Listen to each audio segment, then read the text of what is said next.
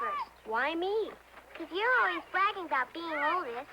It's your place to go first. We'll go together.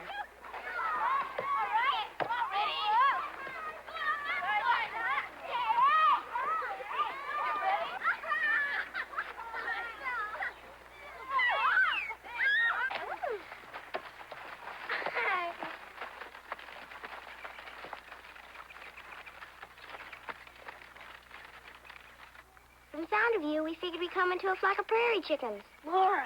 Snipe yourselves, long-legged snipes. Snipe, snipe, long-legged snipe. Snipe, snipe, long-legged snipe. Snipe, snipe, long-legged. You stop being mean to them, or I'll tell Mama on you. Go ahead, Christy. See if I care.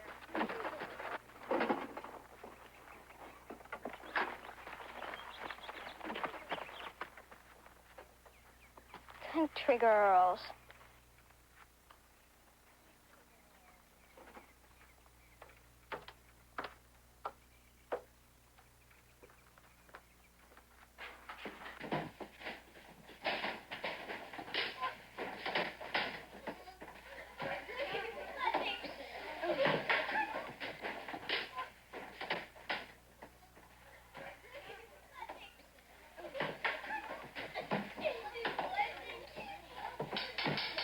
Settle down, children. Settle down.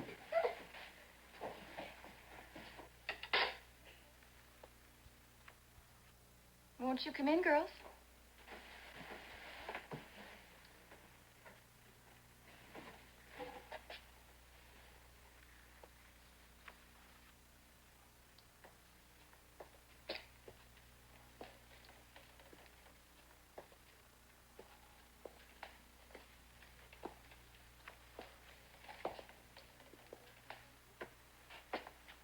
You must be the new girls from Plum Creek, aren't you?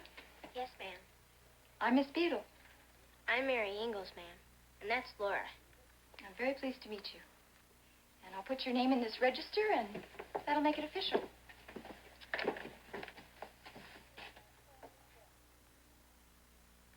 We have our own books. They belong to Ma. Oh, I can see she took fine care of them. Now, how much schooling have you girls had? None. But I can read.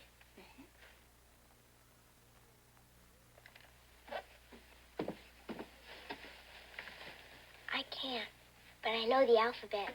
I thought you ought to know. Thank you, Laura. And don't you worry. You'll learn fast.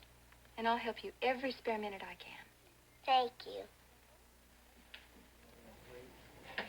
Children, I'd like you to welcome two new students. This is Tony Musante, and with me, former star of Truth and Consequences, or was it Toma? It was Toma, wasn't it? Look, Tony, you have read these books. I know that because we asked you to read them. Now, would you agree with the writer that I quoted before? Is this absolutely not what the characters are supposed to be like in the book, or does it matter in the first place? Well, whether it matters or not, okay, let's speak to the first part of the question. No, there are many dissimilarities between what we're seeing on the screen and what there is in the book. Now, whether it matters or not, I don't know. Well, it matters to some people. It mattered to my 9-year-old daughter, for example. She knows every word of these books by heart, and when she saw the pilot, which was shown last summer, she looked at Michael Landon in particular, and she said, "That's not the way a pioneer father looks." She has a much higher voice, of course, you understand. And when I look at Michael Landon, I say, that's not the way a pioneer father. Does it matter? There I have to disagree with you. Michael Landon does not look like Ingalls is described in the book. I mean, no doubt about it. Ingalls has a beard. Ingalls has a mustache. Ingalls has, I think, it described sort of brown, curly hair. Michael Landon does not have that. But I don't think you can say, or I can't say, or I won't say, that Michael Landon doesn't look like somebody who might have been a pioneer father. He doesn't look like the father as described in the book, right. Well, Well, doesn't that make a difference? It's not a question whether he looks exactly like the father who is in the book, but it's a question of whether you believe that Michael Landon is living, as it were, in the 19th century and is a pioneer in Minnesota as this happens. And for me, I look at him and I look at those locks he has coming all the way down, and I look at his constant smile, first of all, and I say, no, that isn't, that isn't my idea of a pioneer father. Now, if you were playing it, if you were playing that role, would you dress the same way? Yeah, what would you do? I don't know. I might make a different choice than he made. If it was his own choice. Well, it is his own choice. My God, he is the producer, he is the writer, and he directs most of the shows, as well as stars. Well, we think he may direct most of the shows. Right now, we don't know for certain. He directed the first show. He directed the first. We know that. He directed the first show, and he is the producer. And I think this is a very good move for him to make.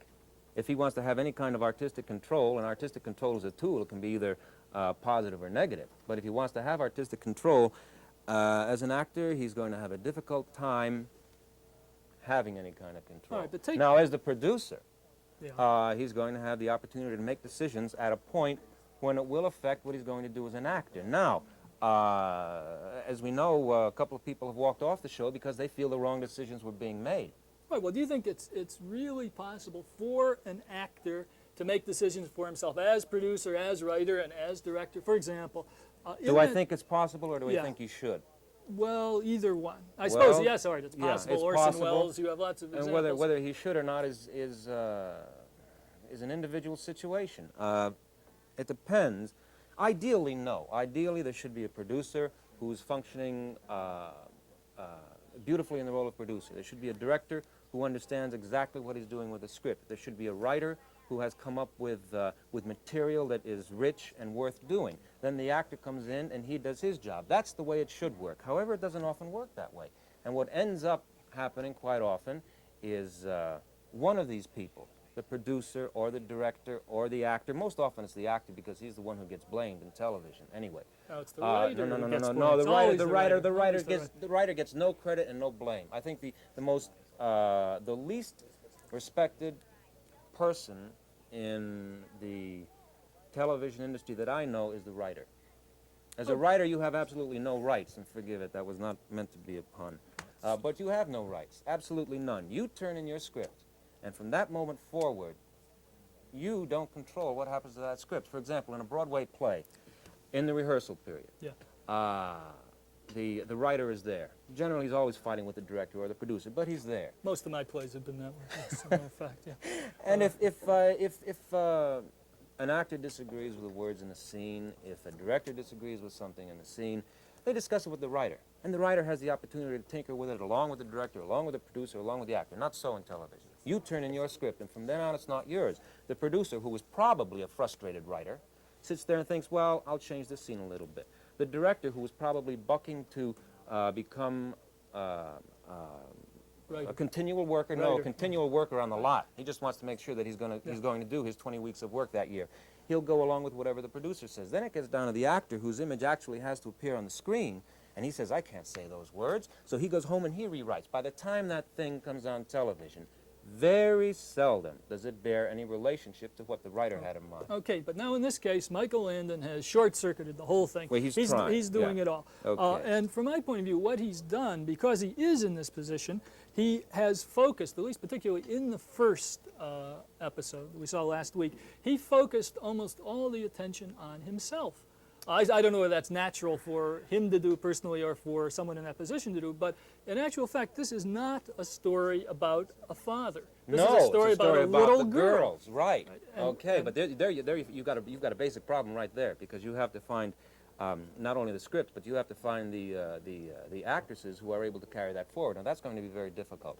I disagree with you about last week's show. I don't think that it was entirely focused on Landon. I think he did a fairly decent job of being producer, director, and leading actor, of bringing in the other elements of the story, even though I have to agree with you.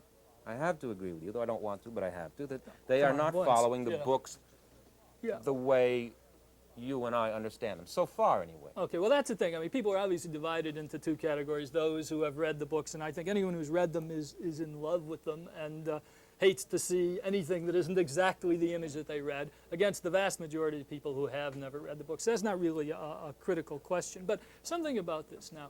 You notice we saw it today in the segment we watched. We certainly saw it last week. I'm certain we're going to see it every week. The pacing of the show is slow enough to be reverential. It's like prayer. And virtually. the music underlines it. Or everything. Now, why? What's the reason behind that? And McLuhan comes out of Bonanza, where the pacing was action pacing and everything moved like crazy. Here, everything Have is you watched just the so Waltons? slow. Okay, is that? Have you watched Apple's Way? Yeah, of course. That's why you right. got that same kind of pacing what is- in Little what House is that- Around the Corner. What does that tell us about these shows? Why can't they do a pioneer show or a Ken, it's not- backwoods show that moves a little faster? It's not that they can't. Well, obviously. Why Television, don't they?